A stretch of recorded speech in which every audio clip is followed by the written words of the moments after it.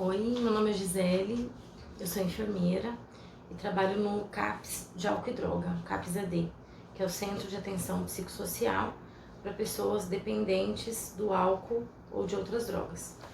O CAPS-AD ele é custeado parte por recurso federal e parte por recurso municipal. A nossa equipe técnica, então nós trabalhamos com um médico psiquiatra, uma psicóloga, uma assistente social, um técnico de enfermagem, um clínico geral, serviços de limpeza, recepção, administrativo e um enfermeiro. A nossa equipe técnica é bastante reduzida, tá? Nós temos hoje em tratamento uma média de 500 pacientes, né? É claro que existe as recaídas, aqueles que desistem e voltam, mas 500 estão em tratamento, aproximadamente 500 estão em tratamento, tá? O CAPS é porta aberta, né? O que significa isso? O paciente pode procurar a gente, ele não precisa ser encaminhado de outro serviço, não tem necessidade, tá? Ele pode ir direto procurar ajuda lá no CAPS. Porém, acontece de outros serviços encaminharem porque reconhece esse paciente em outro lugar onde foi atendido, né? Por exemplo, o Ministério Público, né, encaminha, a própria delegacia, né? Às vezes o paciente foi preso por alguma situação ali, né, de violação de lei, enfim, e na cadeia tem alguma crise de abstinência ou pede ajuda, né? E a delegacia acaba levando para tratamento. O abrigo, né, casos de criança negligenciada e quando vai um pouco a fundo vê que esses pais são usuários de droga e que precisam de ajuda, né. A abordagem social, né, Secretaria de Ação Social também encaminham, né, casos, por exemplo, de pessoas que estão em situação de rua e querem ajuda, né, acontece. A própria Unidade Básica de Saúde também encaminha. E comunidades terapêuticas, né? Às vezes o paciente vai direto para a comunidade, ele conseguiu uma vaga lá, né? Ainda não passou pelo CAPS. E lá na comunidade, eles agendam e levam o paciente para a gente atender, né? Para iniciar um tratamento medicamentoso também. E esse paciente acaba tendo um resultado um pouco melhor na comunidade, né? Então ele precisa tá sendo acompanhado por uma equipe multidisciplinar. A gente percebe que quando ele é bem assistido, né, estando na comunidade, mas estando medicado, a gente vê um resultado um pouco melhor nesse tratamento. O fluxo de atendimento do CAPS-AD, ele acontece assim: existe o acolhimento inicial, que é feito por mim, pelo enfermeiro, né, que colhe toda a história pregressa, né, então, se tem comorbidade, com quem mora, se trabalha, a quantidade de droga que usa, desde quando usa, né, os vínculos familiares que tem, né, os hábitos de saúde. Então, tudo isso é importante fazer esse levantamento para toda a equipe, conhecendo a história, propor atividades, terapia que seja favorável ao processo de tratamento desse paciente, né? Então, depois que ele passa por mim, eu agendo com o psiquiatra inicia o tratamento medicamentoso, a gente agenda depois para psicóloga e para assistente social. A assistente social, ela vai explicar o funcionamento do CAPS, né?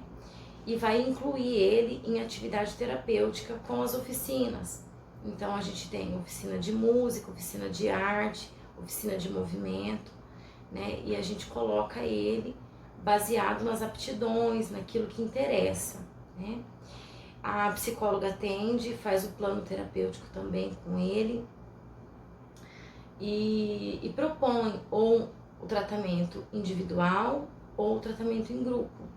A prioridade é que seja em grupo, né? Para que troque experiência, para que reconheça na dor do outro a sua própria dor, para que consiga verbalizar, para que consiga entender que muitas pessoas passam pela mesma situação e conseguem superar.